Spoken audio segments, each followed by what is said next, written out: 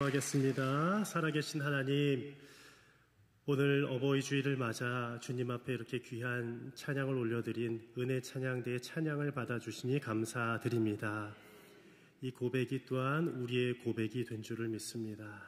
우리 부모님의 그 은혜의 사랑, 그 하나님 아버지의 사랑을 닮은 사랑으로 우리 또한 그렇게 살아가게 하여 주시옵소서. 아버지, 오늘도 말씀 가운데 이 은혜를 베풀어 주시길 원합니다. 우리 귀가 활짝 열리게 하여 주시고 귀만이 아니라 우리의 마음 문도 열리게 하여 주시며 우리의 삶도 주님을 닮게 하여 주옵소서. 감사드리며 예수님의 이름으로 기도드립니다. 아멘. 네, 할렐루야. 네, 할렐루야. 네, 제가 이번 한 주간 동안 살짝 목이 컨디션이 안 좋아서요. 그래서 오늘도 예배 후에 제가 악수는 생략하도록 하겠습니다. 목례로만 할 테니까요. 혹시나 또 전염이 될 것 같아서요. 그래도 큰 병은 아닙니다. 감기입니다. 목감기가 왔는데 컨디션이 조금 안 좋더라고요. 여러분, 이번 어버이 주간 잘 보내셨습니까? 어린이 주일도 보냈고 이번 주간 어버이 주일로 보내고 있는데, 저도 지난주 예배를 마치고 다음날 월요일에 저희 사랑하는 이제 혼자 계신 우리 어머님 찾아뵙고 또 맛있는 또 식사도 대접해드리고 또 용돈도 많지는 않지만 조금 넣어드리고 이렇게 또 함께하는 시간을 보내고 왔습니다. 어머님이 끝나고서도 잘 들어갔냐 이렇게 전화를 하시더라고요. 근데 이렇게 어머님의 마음은, 부모님의 마음은 그렇게 따뜻한 것 같습니다. 그 베푸시는 데 우리가 어떻게 다 갚을 수 있겠습니까? 그 기도에 우리가 어떻게 다 갚을 수 있겠습니까? 하지만 우리가 그것에 보답하면서 살아가는 것이 자녀로서의 도리라 생각해요. 그리고 우리 장인께서도 혼자 계시는데 우리 지난 목요일 날 또 찾아뵙고 식사를 또 대접하고 또 함께 또 담소도 나눌 때에 참 은혜가 있었어요. 그러니까 우리가 어르신들께서 계실 때에 우리 자녀 세대들은 이것을 꼭 기억했으면 좋겠어요. 오늘이 그 날이 마지막 날이 될 수도 있겠구나라는 것이에요. 우리 사랑하는 부모님들 이제 연로하시잖아요. 언제 또 하나님께서 부르실지 모릅니다. 그런데도 우리 부모님들은 늘 자식 생각 하신다라는 거예요. 자녀가 조금이라도 더 잘 되기를 바라는 것이 부모님의 마음인 줄 믿습니다. 그런데 여러분들, 자녀들도 때로는 탈선의 길을 갈 때가 있습니다. 여러분들, 저도 중학교 시절에 잠깐 방황했잖아요. 제가 가출한 적이 있었습니다. 안 믿으시더라고요. 제가 이거 가출 얘기를 하면은 아마 제가 담임이 안 됐을 것 같은데, 그때 제가 참 마음이 힘들어서 집을 나가고 싶더라고요. 그래서 아무것도 챙기지 않고 그냥 맨몸으로 그냥 뛰쳐나갔어요. 옷은 입고 나갔죠. 그런데 이제 돈도 없고 가방에 아무것도 챙겨 나오지 않았고 그냥 뒷산이랑 여기 골목길을 막 배회하다가 도저히 안 되겠어요. 그래서 그냥 산에 가서 있는데 점점 어둑어둑해지는 거예요. 깜깜해지니까 평소 때 다니던 그 뒷산길이 너무 무섭게 여겨지는 거예요. 괜히 아우 소리도 나는 것 같고, 그리고 사람도 무서운데 갑자기 귀신이 나타날 것 같고. 전 귀신 원래 안 무서워하거든요. 여러분들, 사람이 더 무섭지 귀신은 안 무서워해도 됩니다. 우리 예수 그리스도를 믿는 자들은요, 예수 그리스도의 그 이름에 능력이 있기 때문입니다. 근데 그날따라 이상하게 등골이 오싹하더라고요. 그래서 무섭기 시작했어요. 근데 더 무서움이 닥쳐왔는데 그게 뭐냐? 배에서 갑자기 꼬르르르르 소리가 난 거예요. 너무 배고픈 거예요. 제대로 밥이라도 먹고 나와야 되는데 이게 밥상 차려주고 화딱지가 나니까 그냥 나와버렸잖아요. 그러니까 배가 고프기 시작하는데 돈이 뭐 있겠습니까? 그냥 나와서 어떻게 할까? 집에 가서 어디 딴 집에 가서 얻어먹을 수도 없고 해가지고 제가 한 일주일은 제가 가출해야 되겠다 싶었는데 그날 밤에 들어갔습니다. 그래서 제가 알았어요. 제가 진짜 용기할 마음이 없었구나. 아마 저희 어머님도 이 영상 보시면서 처음 알 거예요. 제가 가출한 줄요. 집에 들어가니까 똑같은 거예요. 제가 가출했다고도 얘기 안 하고 나갔잖아요. 그냥 어디 갔다 왔나 보다. 그런 가족들을 보면서 저는 더 서운하더라고요. 내 마음을 몰라줘서. 내 마음을 왜 몰라줘. 근데 그 마음에는 한켠에는 그냥 나가고 싶은 마음이 있었던 거예요. 어린 나이에 집에서도 답답하고 하니까 나가고 싶은 거예요. 그런데도 저녁이 되니까 따뜻한 집, 따뜻한 밥을 먹여줄 수 있는 집으로 제 발걸음이 그냥 향하더라고요. 아마 여러분들 가운데도 제가 손들라고는 안 하겠지만 가출하신 분들 계시죠? 괜찮습니다. 이제서야 돌아오면 됩니다. 그리고요, 우리가 어떤 어르신들은 고향에서 가출할 수밖에 없었어요. 가출이라고 표현 안 하겠습니다. 그분은 출가라고 얘기하겠습니다. 출가하신 분들이 있어요. 고향에서 너무 살기 힘들어서 서울로 올라와서 공장에서 여러 가지 험한 일들을 하시면서 살아오신 분들이 바로 이 자리에 계신 분들이라 생각을 합니다.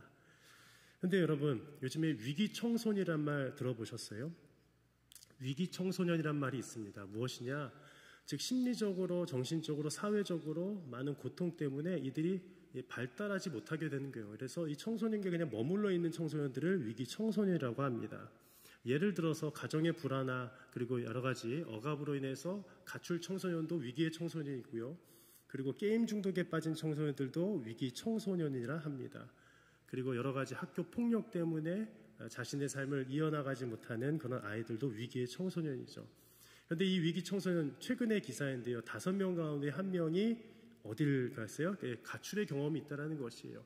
참 그래도 이 아이들 가운데서도 4명은 그래도 집으로 들어가는 거예요. 힘들어도요. 그 집이 그래도 안전한 장소인 걸 알기 때문이에요. 그런데 이 가출한 청소년 가운데도 33%가 우울증에 시달리고 많은 이들이 힘듦을 겪고 있는데 다행히도 한 80% 정도가 이런 생각을 가지고 있었대요. 아직도 부모님은 나를 사랑하는구나 라는 거예요. 그들이 위기의 청소년임에도 불구하고 아이들 마음 가운데는 80%가 아직도 부모님은 날 지지해주고 사랑해주는구나 라는 생각을 갖고 있었다는 것이에요. 여러분들, 우리들의 자녀들이 탈선할 수도 있습니다. 때로는 방황을 할 수도 있습니다. 그때에도 우리 늘 그 자리에 부모님이 계셔주는 것이 중요해요. 늘 변치 않는 그 사랑으로 늘 함께 있어주는 게 가장 중요하다는 것이요. 그래서 저도 가출해봤고 우리 그 청소년들도 가출해봤잖아요. 예. 그런데 이걸 깨닫게 된다는 거예요. 함께 한번 읽어볼까요? 시작. 집 나가면 고생이다. 여러분들 진짜 고생입니다. 여러분들 요즘에는요 남편들도 가출을 한다고 합니다. 여러분들도 몰라셨죠? 구박을 받아서 나이 들어서 아내의 잔소리 한마디에 마음이 상한 거예요.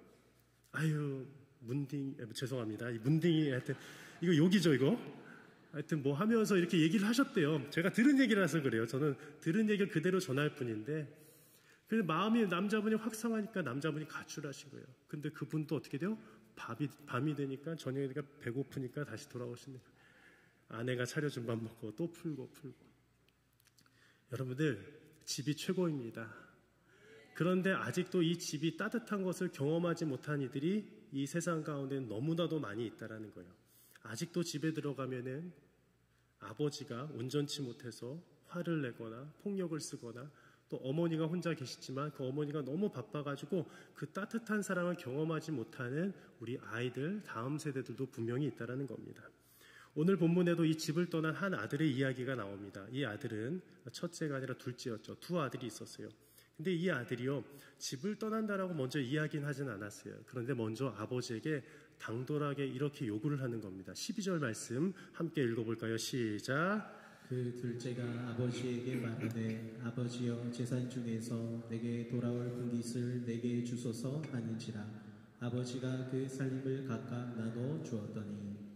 오늘 말씀 계속 띄워주시면 이 아버지의 재산 중에서 이 분깃을 요구한 거예요. 이 당시에 아버지가 돌아가게 되면 그제서야 유산을 받게 되는데 미리 요청하게 될 경우에 너무 적은 금액을 받게 됩니다. 그러니까 이 장자는요 차남에 비해서 보통 2배를 받게 되는데 2 아들이니까 큰 아들은 3분의 2를 받게 되고 작은 아들은 3분의 1을 받게 돼 있어요. 근데 이 3분의 1도 그나마 받지 못하는 거예요. 아버지가 살아계시다면 그 유산을 더 적게 받을 수밖에 없는 상황이라고 우리 고대 학자들은 이야기합니다. 그러면은 사실 본인한테는 손해인데 당장에 이 돈이라도 필요해서 나가려고 하는 거예요. 그래서 그 돈을 받아서 무엇을 하려고 했는지는 나오지 않지만 저는 오늘 이 말씀을 보면서 조금 의아했던 게 여러분들 우리들의 자녀가 무엇을 먼저 재산 좀 주십시오 요구했을 때 먼저 줄 부모님들도 계시겠지만 웬만하면 주지 않을 거예요. 그렇죠? 왜 그러세요? 어떤 분은 또 이렇게도 얘기했어요. 이거 먼저 줘버리면 얘네들이 효도 안 할 것 같아요. 실제로 이런 걱정도 하시는 분들도 계셨어요. 내가 가진 게 별로 없지만 이것마저도 다 줘버리면 애들이 이제는 내가 필요하지 않겠다라고 걱정하시는 분들도 계셨어요.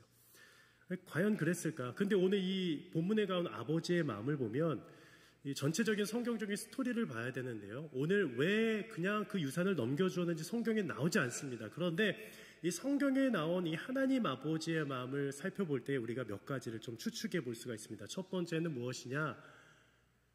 하나님께서도요, 인류 최초의 또 사람 아담과 하와를 만들었을 때 그들 마음 가운데에 무엇을 주었느냐? 자유의지를 주셨어요. 스스로 선택할 수 있는 권리를 주셨습니다. 우리 아이들도요, 태어나서 자라면서 부모에 의해서 자라가는 것처럼 모르지만 우리가 스스로 선택할 그 능력들을 표현하기 시작합니다. 즉 아담과 하와도 그것을 표현했어요. 그런데 그들도 죄를 선택했다라는 것이에요. 그것을 다 알면서도 오늘 이 아버지는 허용을 했습니다. 그리고 두 번째는 이 세상에 나가서 이 아들이 성공만이 아니라 실패도 할 것을 또 알고 있었어요. 이 아들이 돈을 유산을 받아가지고 나갈 텐데 분명히 이것이 성공이 아니라 실패도 할 수 있겠구나라는 것을 이 아버지는 알고 있었어요. 그것이 아버지의 마음입니다. 근데 오늘 세 번째는 무엇이냐? 이것은 오늘 말씀 가운데의 내용을 통해서 추측해 볼 수 있는데 이것을 꼭 알려주고 싶었어요. 집이 가장 행복한 곳이구나. 그렇게 유산을 가지고 떠나도 나를 반겨줄 수 있는 늘 그 자리에 있어줄 아버지가 가장 든든한 나의 버팀목이구나 라는 것을 알려주고자 오늘 이 말씀 가운데에 아버지가 그것을 허용한 것은 아닌가라고 저도 한번 생각해 보았습니다. 이처럼 아버지의 마음은 매우 깊다라는 거예요. 우리가 생각하는 것보다 훨씬 더 깊은 것이 오늘 이 누가복음 15장 이 말씀 가운데 나온 아버지의 마음이라는 것이에요. 오늘 이 말씀을 통해서 그 하나님 아버지의 마음을 우리가 한 번 더 살펴보기를 원하는데요. 첫 번째, 아버지의 마음은 떠난 자녀를 향해 여전히 열려 있다라는 것이에요. 그런데 이 아들이요, 결국에는 떠나기로 결심을 했습니다. 13절 말씀에 보면 그 후 며칠이 안 되었어요. 유산을 받은 다음에 며칠이 안 되어서 바로 떠나버려요. 먼 나라로 갔다라고 기록이 되어 있습니다. 그리고 오늘 말씀 가운데 이렇게 되어 있어요. 그것을 허랑방탕하게 썼다라고 나와 있어요. 여러분들 허랑방탕이란 말이 무엇인지 아시죠? 마음껏 돈을 쓴 거예요. 자기 하고 싶은 대로 살아간 겁니다. 바로 죄의 길에 들어섰다는 것이에요. 아버지가 원하지 않던 길로 들어선 것입니다. 여러분들 로또에 당첨된 분들 계십니까? 아마 이 자리에 안 계신 것 같아요. 이 자리에 계시다면 대단한 겁니다. 그 믿음을 지키기 때문에. 요즘에 로또에 당첨돼도 절대로 자녀들한테도 알려주지 않는다고 합니다. 혼자만 알고 있으세요. 근데 이 로또에 당첨됐지만 수많은 통계학자들이 나와요. 행복하지 못했다라는 것이에요. 일확천금을 받았는데 흥청망청 쓰는 게 사람들의 이 심리라는 것이에요. 여러분들 우리에게 한번 오늘 1조가 생겼다고, 1조 너무 크죠? 1000억이 한번 생겼다고, 1000억도 많습니까? 100억? 10억만 있어도 우리가 어떻게 쓸까요? 그래도 여러분들 아끼실 것 같아요. 근데 흥청망청 쓰는 게 오늘 여기에 나온 둘째 아들이라는 거예요. 마음껏 썼다라는 것이에요. 그래서 오늘 말씀 가운데에 그때의 그 먼 날에 흉년이 들었는데 성경 구절에 이렇게 14절에 나와 있어요. 그가 비로소 궁핍한지라라고 되어 있어요. 비로소 궁핍하게 된 거예요. 흥청망청 쓰게 되니까, 허랑방탕을 쓰게 되니까 궁핍에 다다르게 된 것이에요. 여러분들, 그런데 이 궁핍은요, 결국에 어떤 것을 깨닫게 해주느냐? 자신이 그동안 살아왔던 것을 다시 한번 뒤돌아보는 시간을 준다라는 것이에요. 즉 내가 그동안 어떻게 살아왔는지, 그리고 내가 지금 어떻게 살아갈지에 대해서 새롭게 생각하는 그 지점에 도달했다라는 것입니다.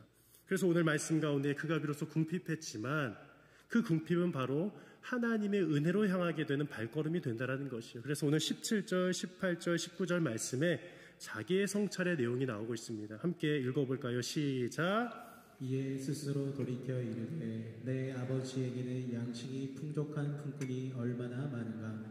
나는 여기서 줄여 죽는구나. 내가 일어나 아버지께 가서 이르기를 아버지, 내가 하늘과 아버지께 죄를 지었사오니 지금부터는 아버지의 아들이라 일컬음을 감당하지 못하겠나이다. 나를 품꾼의 하나로 보소서 하리라 하고. 오늘 17절 말씀 보니까 이에 스스로 돌이켰다라는 거예요. 이 말의 뜻은 무엇이야? 스스로 자각하기 시작했어요. 내가 괜히 나왔네. 그냥 아버지의 집에 있을걸. 내가 왜 먼저 그 유산을 달라고 했을까? 그것을 성찰하기 시작했어요. 그리고 나서 이렇게 합니다. 18절에 내가 일어나 아버지께 가서 지금 빨리 아버지께로 가야 되겠구나. 아니면 내가 굶어 죽겠구나라는 것을 깨달은 것이에요. 그리고 이렇게 고백했습니다. 아버지, 하늘과 아버지께 죄를 지었습니다라는 것이에요. 죄를 지었다라는 것을 깨달은 것이에요. 그것이 바로 이에게 있어서는 크나큰 회심과 변화의 시작이었다라는 것입니다. 자신이 불효자라는 것을 깨달았어요. 내가 불효했구나. 다른 게 불효가 아니구나. 아버님을 떠나서 산 것이 불효였구나라는 것이에요.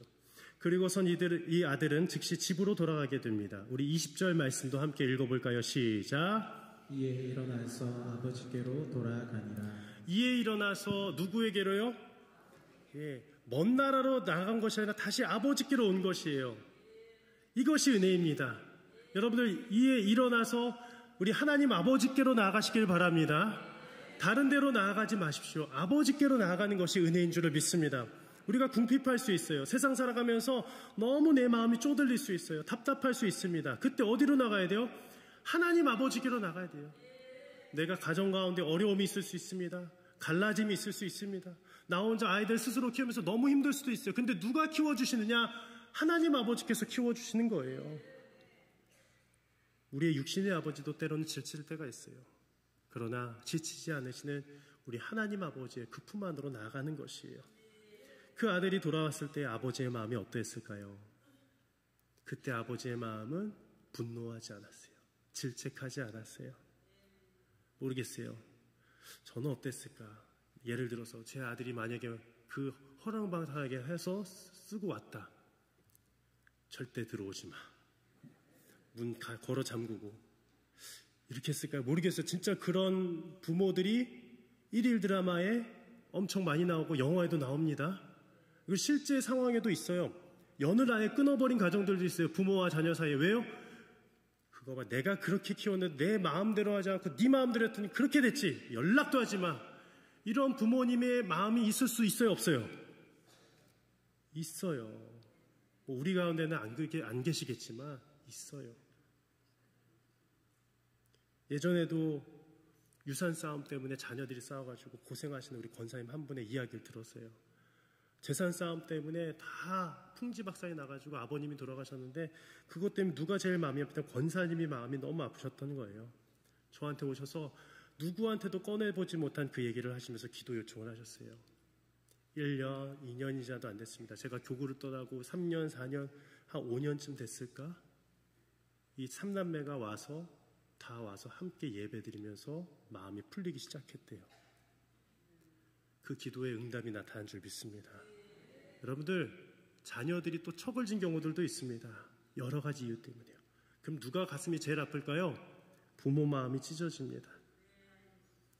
근데 오늘 여기서는요, 아들을 배척하지 않고 받아줬다라는 거예요. 오늘 20절 하반절에 이렇게 기록되어 있습니다. 함께 읽어볼까요? 시작. 아직도 거리가 먼데 아버지가 그를 보고 측은히 여겨 달려가 목을 안고 입을 맞추니. 말씀 계속 띄워주십시오. 아직도 거리가 먼데. 여러분들 거리가 멀었습니다. 근데 아버지의 마음은 계속 어디를 향하고 있었느냐? 누구를 향해요? 그 아들이 떠난 길을 향해서 매일같이 나가네요. 아침이 되면 가는 거예요. 돌아올까? 그 다음 날에도 또 보는 거예요. 내 아들이 또 돌아올까? 왜요? 아들이니까. 죽으면 안 되는데 거기서 돌아올까 계속 기다리는 거예요. 그런데 어느 날 보니까 행색은 나갔던 모습이 아닌데 정말 이 초췌하게 거지의 모습으로 터벅 걸어오고 있는 그 사람을 보는데 아들이네. 한눈에 누가 알아봤어요? 아빠는 알아본 거예요. 여러분들 군대에 우리 아드님들 보내실 때 머리 빡빡 밀었는데 그 수많은 수백 명, 수천 명 가운데서 아들 보여요? 안 보여요? 보이는데 안 보일 때도 있어요. 환복을 하고 군복으로 다 입히니까 너무 비슷해요. 그래도 누가 보여요? 아들이 보여요. 두상을 알아요. 딱 두상. 제가 뒤가 절벽인데 저희 어머님도 제 두상을 알 겁니다. 이쁘지가 않아요. 여긴 튀어나오고. 그런데도 누군 알아요?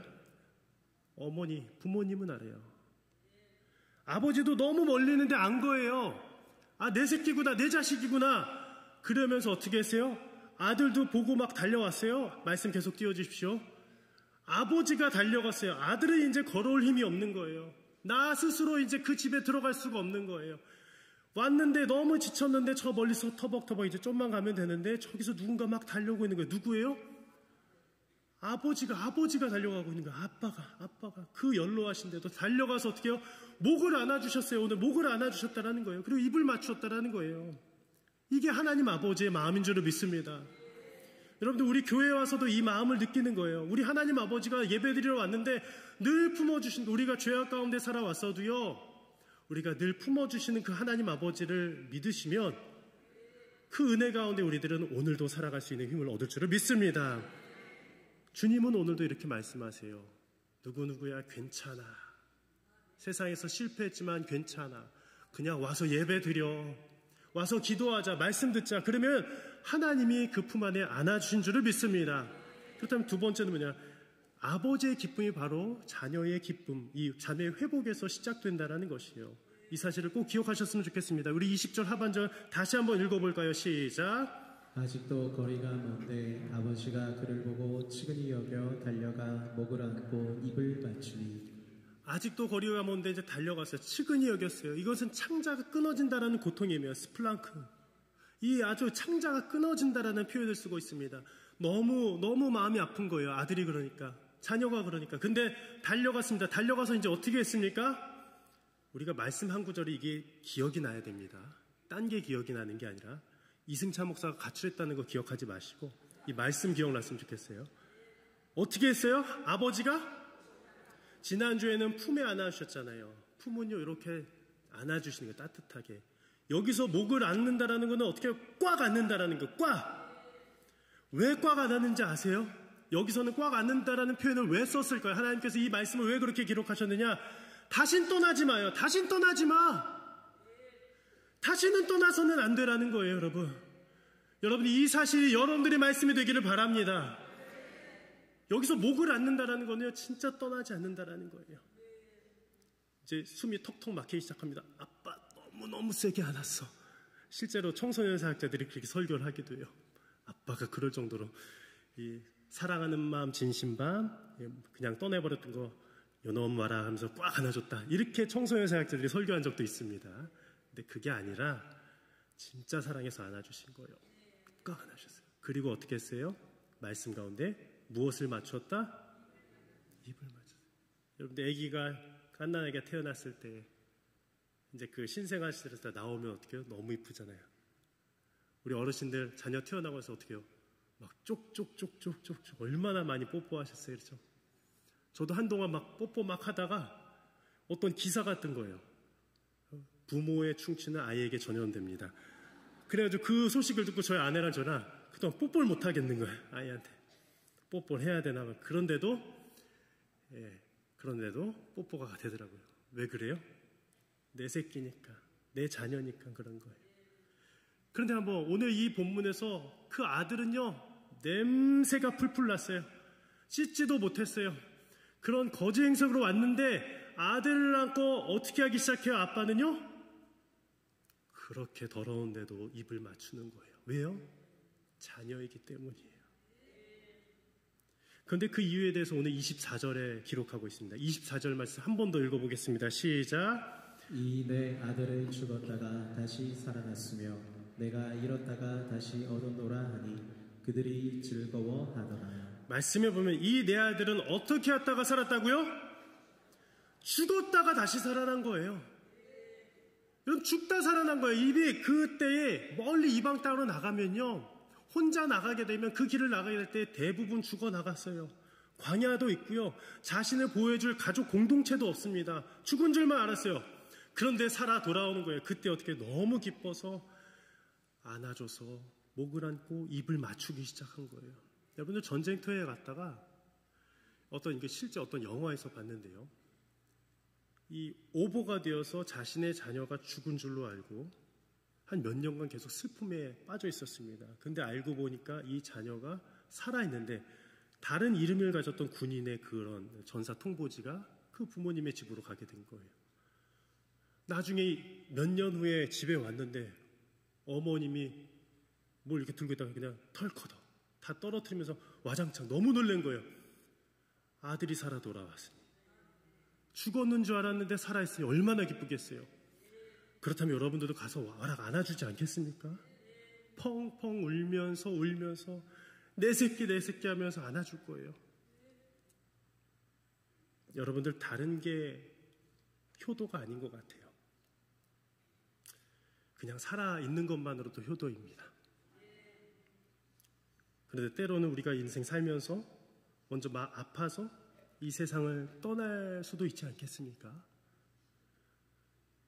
한 그분이 이런 말씀을 하는 게 영상 가운데서 보였어요. 우리 남자 성도님이셨는데 우리 교회는 아니십니다만 그 영상으로 찍혔어요. 그런데 그분이 이제 마지막으로 이제 암에 걸려서 돌아가시는데 몰골이 너무 힘들어지시니까 사랑하는 아내도 나중에는 이제 의식을 알아보지 못하는 장면이에요. 근데 그 두 분의 믿음이 너무 귀한 거예요. 끝까지. 의식을 놓치는 그 순간에도 하나님은 그 남자 성도님과 함께 하신 줄 저는 믿어요. 왜 그런지 아세요? 하나님이 아버지가 되어주시기 때문이에요. 그렇다고 그 아드님이 또 부모님들도 계실 거 아니에요? 그럼 그 부모님들에게 불효한 것이다? 아니에요. 왜 그런지 아세요? 믿음이 있어서 돌아갔기 때문이에요. 저는 이것을 다시 해석하게 되었습니다. 여러분들 이 세상에서 잘 떵떵거리고 살다가 지옥 가면 뭐가 효도겠습니까? 오늘 이 본문 말씀을 보면서 이렇게 묵상이 되는 거예요. 신앙에서 멀리 떨어진 가정이 있을 수 있어요. 오늘도 이 영상을 제가 1, 2부 때도 말씀드렸어요. 어르신들 아직 신앙에서 떨어져 있는 우리 자녀손들에게 꼭 전해주세요. 이 혼내는 것이 아니라 진짜 부모님께 효도하는 것이 무엇인지 알게 하기 위하여 말씀에 나와 있어요. 다시 집으로 돌아오는 것이에요. 신앙의 집으로 돌아오는 거예요. 천국 복음으로 살아가는 것이에요. 함께 예배드리는 것인 줄을 믿습니다. 그게 참된 효도인 줄을 믿으시기를 바랍니다. 이미 일찍이 부모님을 떠나보낸 부분들도 계실 수 있어요. 그러면 이제 내가 신앙생활 잘해야 되지 않겠습니까? 아니면 지금 우리 다음 세대들은 신앙생활을 잘하고 있는데 부모님이 아직 믿음에 있지 않다라면 부모님들을 꼭 전도해야 되지 않겠습니까? 그게 효도 아니겠습니까? 세 번째로 마지막입니다. 우리 함께 읽어볼까요? 시작. 아버지의 기쁨은 우리를 향한 하나님의 진심 어린 마음입니다. 부모님의 사랑은 오늘 아버지의 이 기쁨은 하나님의 기쁨을 보여준다는 것이에요. 제가 한번 권사님이 이렇게 한 분 계셨는데 늘 걱정이 되는 거예요. 자녀가 지방에 사는데 예배를 잘 드리고 있나 싶어가지고요. 그래서 인증샷을 찍어서 보내라고 했대요. 그러니까 아들이 늘 어떤 교회 가가지고 주보사진 딱 찍고 보내고 예배는 안 드리고 그냥 나가버리는 거예요. 그러니까 부모 마음은 좀 만족하게 시켜드리고 싶어가지고 인증샷 찍고 나가고. 혹시 여러분들 지방에 우리 자제분들 계시면 꼭 점검하시길 바랍니다. 불쑥 한번 지방에 가셔서 신앙생활 잘하고 계신지. 근데 그렇게 지내다가 이 아들이 계속 죄책감이 든 거예요. 아, 이래서는 안 되겠구나. 진짜 부모님은 예배 잘 드리냐 계속 물어보는데 나는 안 드리고 있는 거예요. 그 마음이 조금씩 회개하면서 변화되기 시작하면서 진짜 예배 드려야 되겠구나. 교회를 나가기 시작했대요.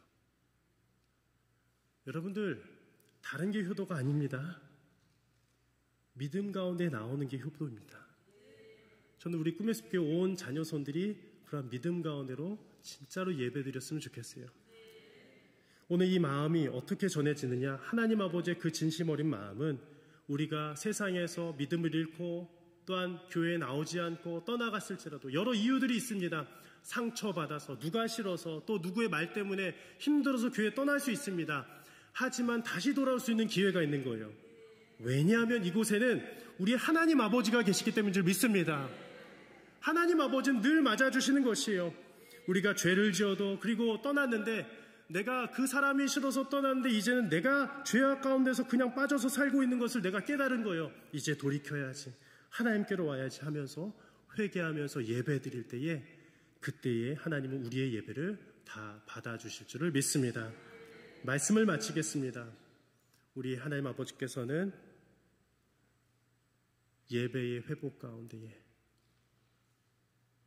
참으로 기뻐하시고 즐거워하십니다. 마지막 우리 24절 말씀이었는데요. 우리 이 말씀 한 번 더 읽고 말씀을 마치겠습니다. 한번 읽어볼까요? 시작. 이 내 아들을 죽었다가 다시 살아났으며 내가 잃었다가 다시 얻었노라 하니 그들이 즐거워하더라. 아멘.